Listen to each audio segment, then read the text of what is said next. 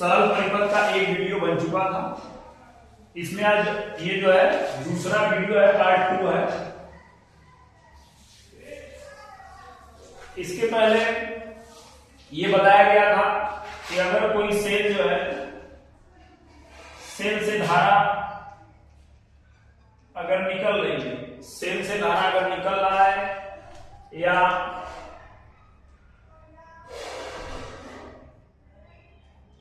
Cell से धारा निकल रहा है, या तो ऐसे हो सकते हैं कि सेल से धारा लिया जा रहा है, लिया जा रहा है मतलब उससे निकल रहा है। और इसमें ये भी बोल सकते हैं कि जब सेल डिस्चार्ज होगा, तो सेल जब डिस्चार्ज होगा तो ये फार्मूला लगाया जाएगा V बराबर E minus I into R. इससे बहुविकल्पी में सवाल, अति लघु में सवाल और बड़े प्रश्न में सवाल बनता है। इन दोनों फार्मूला में बहुत डिफरेंस, मतलब कि इसमें ये ध्यान देना है कि कब क्या कहता है। सेल से धारा जब लिया जाएगा तब ये फार्मूला, और जब सेल को धारा दिया जाएगा, और देने का मतलब जब वो चार्ज होगा, तो जब लिया जाएगा तो यहाँ पर माइनस रहेगा V बराबर E minus I into R. और जब सेल को धारा दिया जाएगा या सेल धारा को जो है ग्रहण करेगा, या सेल डिस्चार्ज जो है चार्ज होगा, डिस्चार्ज का नहीं है, चार्ज होगा तब। यहाँ पर ये फार्मूला है इसका। अब जो है यहां पर V बराबर होता है E minus I into R. इससे हमें निकालना है आंतरिक प्रतिरोध का मान और धारा का मान। तो इसे आंतरिक प्रतिरोध निकालने के लिए I इंटू आर को इधर भेज देंगे, तो हो जाएगा I इंटू आर बराबर हो जाएगा E, ये माइनस में इधर आएगा प्लस, और ये इधर जाएगा V हो जाएगा, प्लस में माइनस हो जाएगा। यहां से R बराबर निकालेंगे तो हो जाएगा E माइनस V और बटे में I हो जाएगा। तो आंतरिक प्रतिरोध का ये फार्मूला हो जाएगा R बराबर E माइनस V बटे में I। और I निकालेंगे कैसे, इसको समझ लेते हैं। ये पीडीएफ में होगा। V बराबर हमने फार्मूला पढ़ा है E minus I into R. यहां से V के जगह पर रख सकते हैं, V के जगह पर रख सकते हैं I इंटू आर, क्योंकि ये जो बनाया गया था प्रतिरोधक के सिरों पर, फिगर आप लोग देखेंगे तो प्रतिरोधक के सिरों पर विभवांतर I इंटू आर हो जाएगा। यहाँ पर E minus I into R, ये दोनों को एक साइड में कर लेंगे तो हो जाएगा I इंटू आर, और ये माइनस आई आर इधर आएगा, प्लस आई आर हो जाएगा बराबर में E। यहां से I को कॉमन बना लेंगे तो capital R plus small r हो जाएगा बराबर E। तो I बराबर हो जाएगा E बटे में capital R plus small r। ये हो जाएगा इसका फार्मूला। ये आंतरिक प्रतिरोध का फार्मूला है, और ये जो है धारा का फार्मूला है। और ये फार्मूला आप डायरेक्ट भी याद कर सकते हैं। ये जो विद्युत वाहक बल होता है एक प्रकार का वोल्टेज ही होता है, विभवांतर ही होता है। तो हमने फार्मूला पढ़ा है I बराबर होता है V बटे में R। तो यहाँ विभवांतर की जगह पर E है और नीचे R। पूरे परिपथ में जब आप लोग फिगर देखेंगे तो पूरे परिपथ में क्या था कि एक बाह्य प्रतिरोध था और एक सेल था और उसमें आंतरिक प्रतिरोध था। तो पूरे परिपथ में एक बाह्य प्रतिरोधक है, एक आंतरिक प्रतिरोधक है। तो I बराबर होगा V बटे में R। यहाँ पर जो V है वो विद्युत वाहक बल काम करता है, और R के जगह पर ये दोनों का तुल्य कैपिटल R स्मॉल r यहाँ पर लिख देंगे। मतलब हम इसलिए बता रहे हैं कि अगर आप ये नहीं निकाल पा रहे हैं तो फार्मूला याद रहेगा, उसमें कोई दिक्कत नहीं है।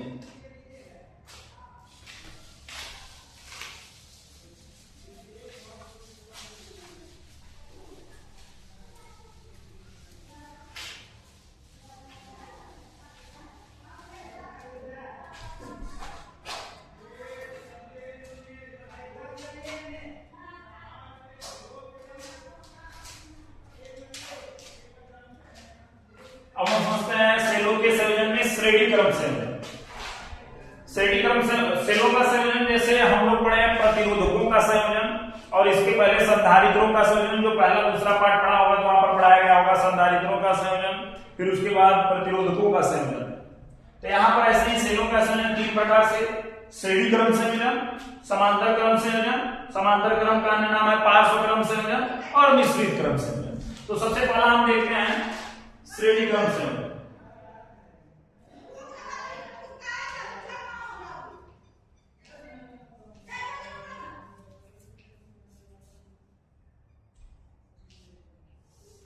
श्रेणीक्रम संयोजन में क्या होता है, पहले हम इसका फिगर समझ लेते हैं। फिगर से इसका परिभाषा बनेगा, इसका फिगर से ही, और इसका जो है सूत्र प्राप्त किया जाएगा। परिभाषा फिगर से और सूत्र प्राप्त किया जाएगा। पेपर की दृष्टि से बहुत ही महत्वपूर्ण नहीं है ये, एकदम कभी पेपर में आया नहीं है, लेकिन सिलेबस का पार्ट है तो पढ़ना है। जैसे मान लीजिए कई सेल है, ये पहला सेल हो गया,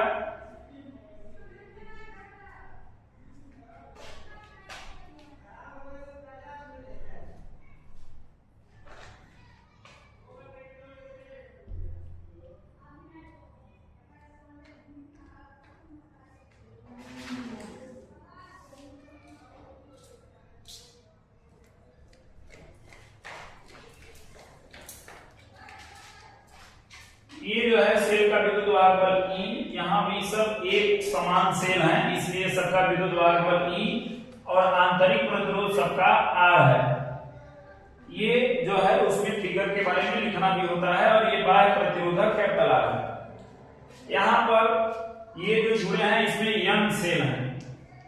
यंग सेल का मतलब ये पहला, दूसरा, तीसरा, ऐसे ही यंग सेल जुड़े हुए हैं। तो इसका परिभाषा क्या होगा, इसका परिभाषा क्या होगा कि भाई यहाँ पर ये बड़ा पाई प्लस छोटा पाई माइनस, बड़ा पाई प्लस छोटा पाई माइनस, सभी को पता होगा। तो इसका परिभाषा हम समझ लेते हैं कि परिभाषा क्या होगा। परिभाषा ये होता है कि इस प्रकार के संयोजन में, मतलब श्रेणीक्रम संयोजन में, इस प्रकार के संयोजन में प्रत्येक सेल का ऋण सिरा, ये प्रत्येक सेल, जैसे हर एक सेल का देखेंगे उसका ऋण सिरा अगले सेल के धन सिरे जुड़ा होता है। ये ऋण सिरा अगले वाले के धन से, इसका ऋण सिरा अगले वाले के धन से, इसका ऋण सिरा अगले वाले के धन से जुड़ा होता है। और पहला जो सेल है इसका धन सिरा प्रतिरोधक के, बाह्य प्रतिरोधक के पहले सिरे से, और अंतिम जो सेल है इसका ऋण सिरा बाह्य प्रतिरोधक के दूसरे सिरे से जुड़ा होता है। यही इसका परिभाषा होगा।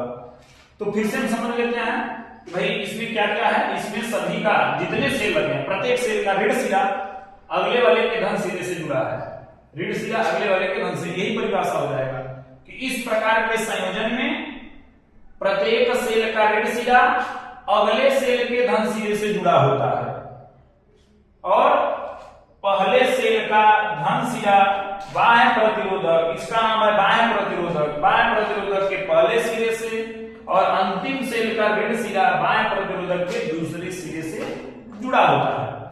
तो ये इसका परिभाषा हो गया, बहुत ज्यादा डिफिकल्ट नहीं है, कैसे कौन जुड़ा है ये बता देंगे। अब इसका हम जो है इसमें थोड़ा सा लिखना पड़ता है फिगर के बारे में, कि माना इसमें यंग सेल है, इसमें यंग सेल है, तो उसमें लिखेंगे कि माना यंग सेल है जिनमें प्रत्येक के जो है, मतलब यंग सेल श्रेणी क्रम में जुड़े हैं, यंग सेल श्रेणी क्रम में जुड़े हैं, जिसमें प्रत्येक का विद्युत वाहक बल कैपिटल E है, जो प्रत्येक है सबका विद्युत वाहक बल कैपिटल E, और सभी का आंतरिक प्रतिरोध जो है स्मॉल r है। प्रत्येक का विद्युत वाहक बल कैपिटल E और प्रत्येक का आंतरिक प्रतिरोध जो है स्मॉल r है, ये बताएंगे। और इन सेलों को एक बाह्य प्रतिरोधक कैपिटल R से जोड़ा गया है, तो ये इसमें बताएंगे। पीडीएफ में पढ़ेंगे और समझ में आ जाएगा कि करना क्या है, उसमें लिखना क्या है। तो परिभाषा हमने समझ लिया, इसके बारे में कैसे लिखा जाएगा उसी को देख करके लिख लेना है, और इसका हम सूत्र समझते हैं। सूत्र समझने के लिए, सूत्र निकालने के लिए हमें ये फार्मूला भी हमने लिखा कि फार्मूला I बराबर होता है, अभी हमने लिखा कैपिटल E बटे में capital R plus small r, यही हमने लिखा, यही लिखा जाएगा। तो सबसे पहले हमें यहाँ E पता होना चाहिए, ये लिखा जाएगा E डैश और ये लिखा जाएगा R डैश। इसको आगे पीछे भी लिख सकते हैं, हो सकता है पीडीएफ में प्लस में है तो आगे पीछे हो सकता है। तो यहाँ पर सबसे पहले हमें E डैश पता करना होगा। यहाँ पर E डैश क्या है, कुल विद्युत वाहक बल, और R क्या है, बाह्य प्रतिरोधक, स्मॉल r डैश क्या है, तुल्य प्रतिरोध, जो आंतरिक प्रतिरोध है उसका तुल्य। तो यहाँ पर सबसे पहले क्या करेंगे, हम E डैश निकाल लेंगे। इस फार्मूला रखने के लिए लिखेंगे कुल विद्युत वाहक बल। तो कुल विद्युत वाहक बल को लिखेंगे E डैश से। अब यहाँ पर ये पहले का विद्युत वाहक बल E है, दूसरे का E है, ऐसे यंग सेल है, तो यंग सेल के लिए क्या हो जाएगा, अगर 2 ठो रहेंगे तो 2e, 3 ठो रहेंगे तो 3e, और यन है तो यहां पर हो जाएगा ne।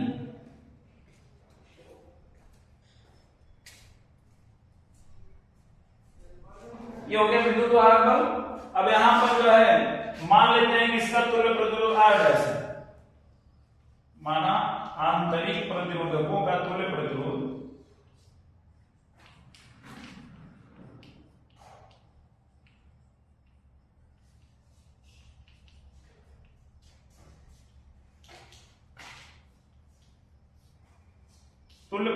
R डैश है।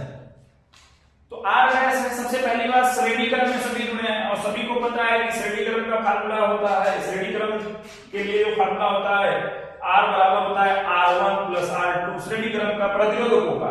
तो यहाँ पर R डैश बराबर हो जाएगा R1, R हो जाएगा R2, R हो जाएगा plus dash dash dash dash, ऐसे ही लिखेंगे यंग प्रतिरोधक के लिए, ऐसे लिखेंगे कि यंग बार लिख सकते हैं कि भाई यंग बार या यंग प्रतिरोधक के लिए।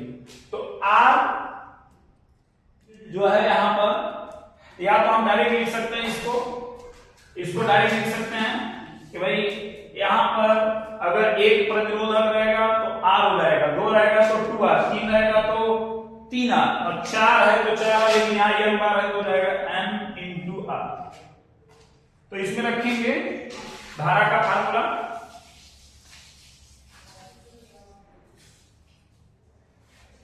इसमें रखेंगे तो धारा का फार्मूला क्या हो जाएगा, धारा का फार्मूला I बराबर E डैश, E डैश की जगह पर रखेंगे NE और बटे हो जाएगा कैपिटल R प्लस, यहां पर अभी फार्मूला लिखा गया था, आगे पीछे हो सकता है तो पीडीएफ में कुछ अलग दिखेगा, R dash plus capital R dash की जगह पर रखेंगे N into R plus capital R। तो I बराबर ये फार्मूला हो जाएगा। यही इसके बारे में पढ़ना है, परिभाषा में देख लिया, पीडीएफ में पढ़ेंगे अच्छे समझ में आ जाएगा। इसके बारे में लिखना है, मतलब माना क्या लिखना है उसका, कुल विद्युत वाहक बल, कुल प्रतिरोध निकाल लेंगे इसका तुल्य प्रतिरोध और उसमें रख देंगे, यही इसका फाइनल आंसर हो जाएगा।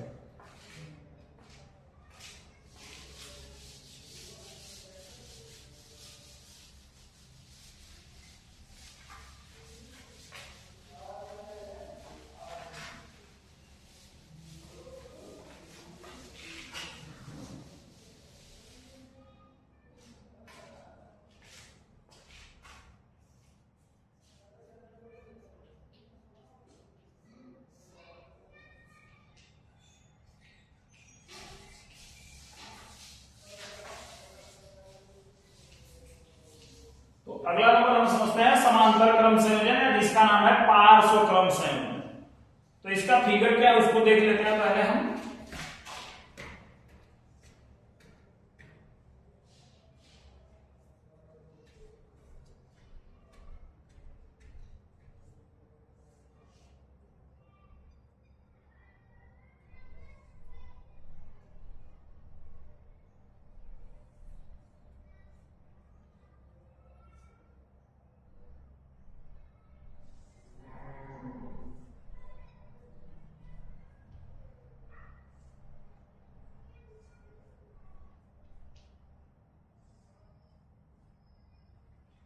यहां पर क्या है ये कि इसमें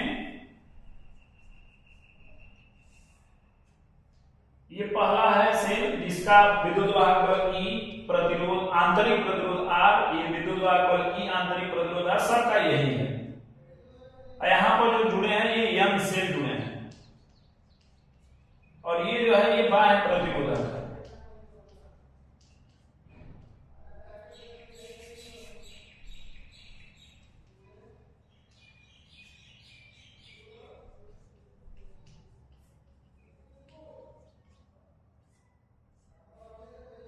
तो यहां पर ये जो है इसके बारे में बताना होगा, पहले परिभाषा, इसका परिभाषा क्या होगा, फिर इसके बारे में जो है मतलब कि लिखना होगा माना में क्या है, फिर उसके बाद इसका सूत्र। तो पहले हम इसका परिभाषा समझ लेते हैं। इस प्रकार के संयोजन मतलब समांतर क्रम संयोजन में, इस प्रकार के संयोजन में सभी सेल का धन सिरा, सभी सेल का धन सिरा बाह्य प्रतिरोधक के पहले सिरे से जुड़ा होता है और इसमें धारा भी दिखाना है, धारा प्लस सिरे से निकलता है, ऐसे धारा प्लस सिरे से जो है प्लस सिरे से निकलता है, प्लस से निकलेगा माइनस में होकर चला जाएगा। तो इसमें बताएंगे क्या, इस प्रकार के संयोजन में सभी सेल का धन सिरा, सभी सेल का धन सिरा बाह्य प्रतिरोधक के पहले सिरे से और सभी सेल का ऋण सिरा, ये जो आगे वाला सिरा है ये धन सिरा है, ऋण सिरा है, तो सभी सेल का धन सिरा बाह्य प्रतिरोधक के पहले सिरे से और ऋण सिरा बाह्य प्रतिरोधक के दूसरे सिरे से जुड़ा होता है।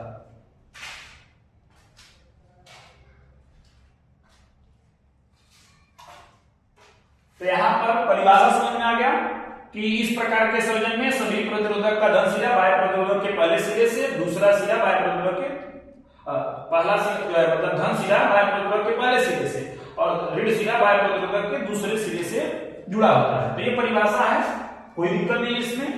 माना में क्या लिखना है कि माना n सेलें समांतर क्रम में जुड़ी हैं, n सेलें समांतर क्रम में जुड़ी हैं, प्रत्येक सेल का विद्युत वाहक बल E है, प्रत्येक सेल का विद्युत वाहक बल E है और आंतरिक प्रतिरोध R है और जो है ये और बाह्य प्रतिरोधक का मान कैपिटल R है। ये तो हो गया परिभाषा और फिगर के बारे में। यहाँ पर एक बार हम बता देते हैं, पीडीएफ आप लोग पढ़ते नहीं इसीलिए समझ में नहीं आता है, पीडीएफ पढ़ेंगे तभी समझ में आएगा। हाँ, किसी को अगर कम समझ में आता है तो उसको जो है दोबारा देख लीजिए। यहाँ पर सूत्र कैसे निकालेंगे, सूत्र में वही निकालना है कि I बराबर E बटे में small r plus capital R, यही निकालना है। इसको लिखेंगे E dash R dash, E dash का मतलब कुल विद्युत वाहक बल निकालेंगे। तो यहाँ पर जो कुल विद्युत वाहक बल होगा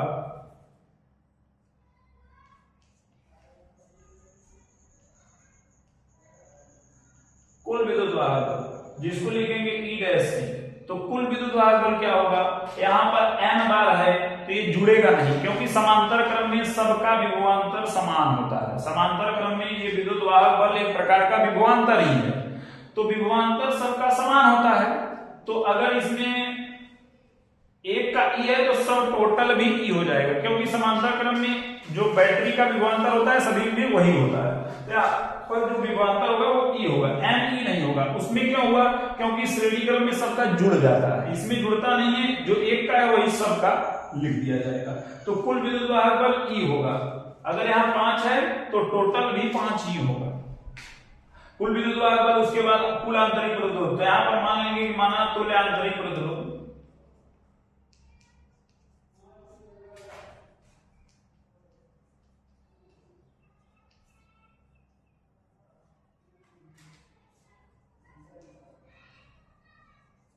जो तुल्य आंतरिक प्रतिरोध R डैश है।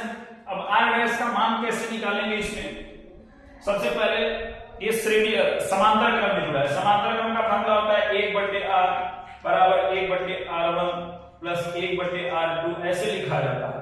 लेकिन यहाँ पर जो R है उसको मान लिया गया R डैश तुल्य प्रतिरोध को, और R1 R2 जो है R1 R2 सभी R1 भी R है और R2 भी R है प्लस डैश डैश डैश, यहाँ पर n बार रहेगा और यहाँ पर जो है ऐसे लिख सकते हैं कि n बार 1/R जो है n बार होगा। कैसे लग रहा है, ये समांतर क्रम का फॉर्मूला होता है 1/R बराबर 1/R1 प्लस 1/R2 प्लस ऐसे ही लिखते चले जाएंगे।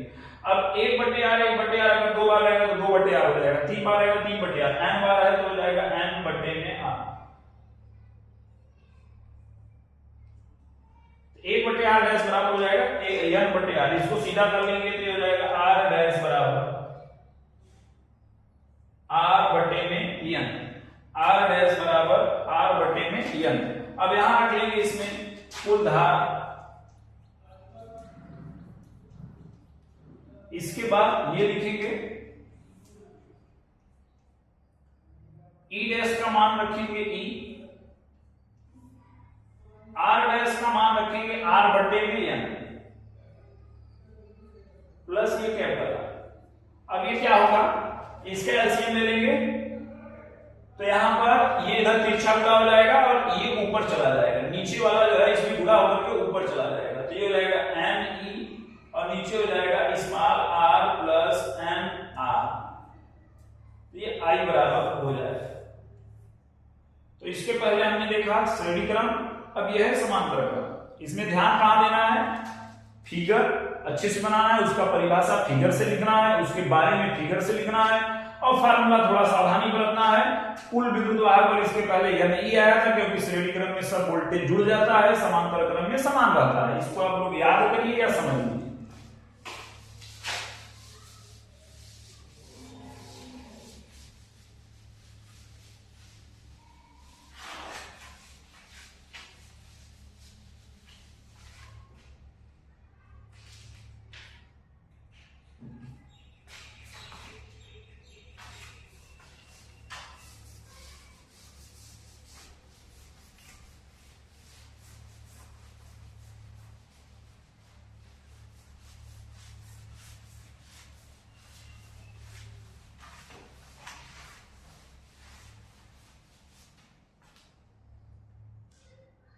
अब समझते हैं अंतिम जो है मिश्रित क्रम संयोजन।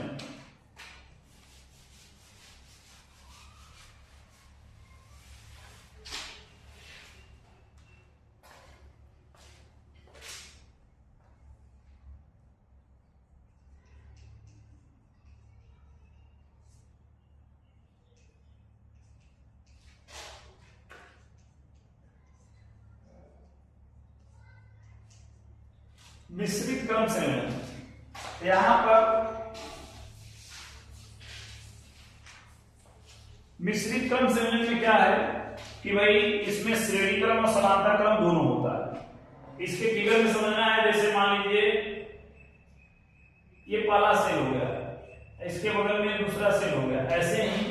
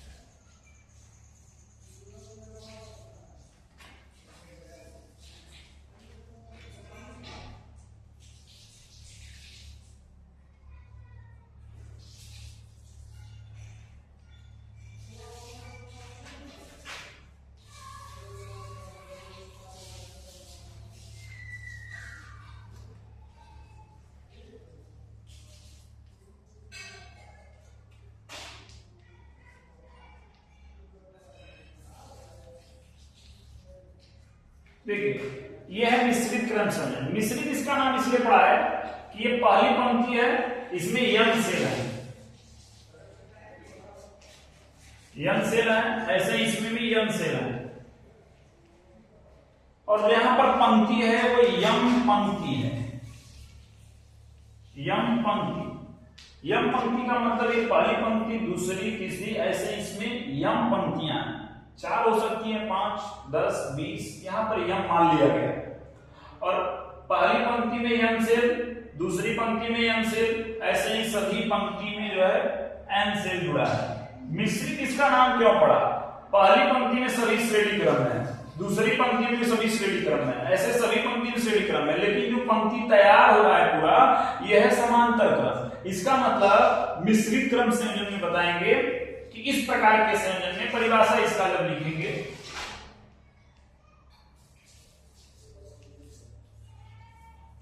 परिभाषा लिखेंगे इस प्रकार के संयोजन में समांतर क्रम संयोजन और श्रेणी क्रम संयोजन, या श्रेणी क्रम संयोजन और समांतर क्रम संयोजन दोनों का उपयोग किया जाता है। इसमें श्रेणी क्रम में भी जुड़े हैं, समांतर क्रम में भी जुड़े हैं, और बाकी अगर डिटेल बताने जाएंगे तो समस्या हो जाएगा, तो बता देंगे इसमें केवल इतना कि इसमें सभी श्रेणी क्रम और समांतर क्रम में जुड़े होते हैं। परिभाषा हो जाएगा। उसके बाद इसका जो है लिखेंगे कि भाई इसमें इसका माना कैसे लिखेंगे, या तो हम डायरेक्ट चित्रानुसार भी लिख सकते हैं कि चित्र के अनुसार। अब पीडीएफ में देख लीजिएगा, सरल है सब। तो माना छोड़ करके फार्मूला देख लेते हैं, इसका सूत्र कैसे निकलेगा। या तो ऐसे बोल देंगे भाई माना, इसमें ये बोलेंगे कि माना यन से जो है श्रेणी क्रम में जुड़ी हैं और तथा इनमें पंक्तियों की संख्या यम है। यन से श्रेणी क्रम में जुड़े हैं और पंक्तियों की संख्या, मतलब इसमें पंक्तियों की संख्या यम है। प्रत्येक सेल का विद्युत वाहक बल E है, आंतरिक प्रतिरोध स्मॉल r है, बाह्य प्रतिरोधक का मान कैपिटल R है। यही बताना होता है फिगर के बारे में। तो परिभाषा हो गया, फिगर के बारे में समझा देंगे, पीडीएफ में देख लेंगे। उसके बाद इसका जो है सूत्र कैसे निकलेगा। तो सूत्र होता है I बराबर E डैश बटे R dash plus capital R। E dash होता है कुल विद्युत वाहक बल, R डैश होता है कुल आंतरिक प्रतिरोध, और R जो है बाह्य प्रतिरोध है। तो हमें निकालना होता है E डैश, मतलब निकालेंगे कुल विद्युत वाहक बल। पहले तो निकाल लेंगे कि एक पंक्ति का पता है, या डायरेक्ट लिख लेते हैं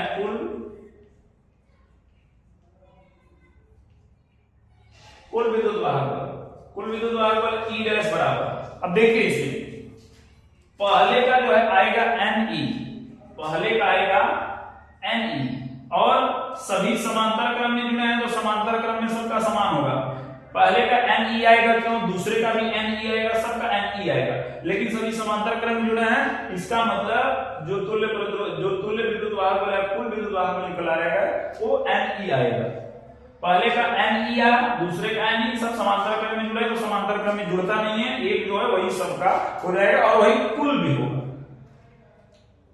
R डैश निकालने के लिए क्या करेंगे कि मान लेंगे, माना तुल्य आंतरिक प्रतिरोध R डैश है।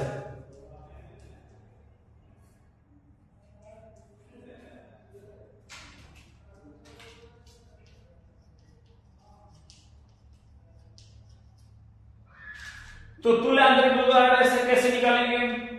अब सबसे पहली बात, पहली पंक्ति का जो कुल प्रतिरोध होगा, देखिए श्रेणी क्रम में जुड़ा है तो R ऐसे ही श्रेणी क्रम में डायरेक्ट जुड़ जाता है, तो R हो जाएगा NR, इसका हो जाएगा NR। तो यहाँ पर समांतर क्रम का फार्मूला लगाएंगे, 1/R डैश। समांतर क्रम क्यों लगाएंगे, क्योंकि इसमें हो जाएगा NR, इसका हो जाएगा NR, जुड़े हैं सब समांतर क्रम में, तो 1/R डैश बराबर 1/R1। इसका पहले पंक्ति का कुल प्रतिरोध, तो पहले पंक्ति का कुल प्रतिरोध हो जाएगा NR प्लस दूसरे पंक्ति का हो जाएगा NR प्लस ऐसे ही यम का। फिर से समझ लीजिए, यहां पर सबसे पहले क्या किया गया है,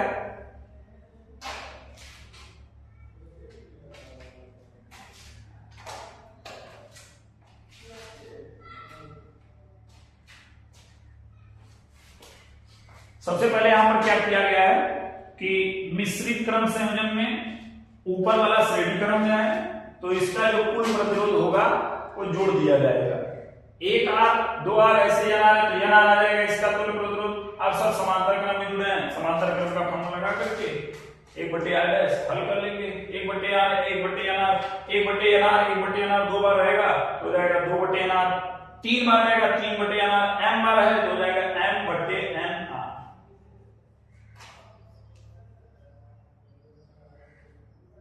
और R डैश बराबर निकालेंगे तो ये ऊपर चला जाएगा, NR/m। R डैश का मान इसमें रख लेंगे,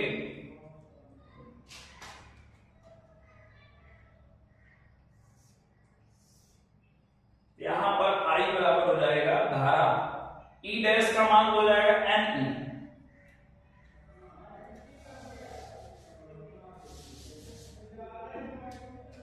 इसके बाद जो है यहां हम हल कर दे रहे हैं, इसके बाद जो है यहां पर लिखिएगा कि कुल धारा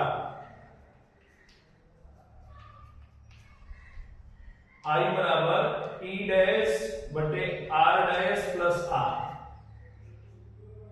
तो ई डैश का मान कितना निकल कर आया, एन ई। आर डैश का मान कितना, एन आर बटे एम प्लस आर। अब इसका एलसीएम ले लेंगे, एम यहां बुरा हो जाएगा, एम पलट कर ऊपर चला जाएगा। तो इसके आगे देखिए क्या हो जाएगा, एम का यहां बुरा हो जाएगा, एम पलट कर ऊपर चला जाएगा। तो हो जाएगा एम एन ई और बटे में आ जाएगा एन आर और प्लस एम आर। यही हो जाएगा मिश्रित क्रम का फार्मूला।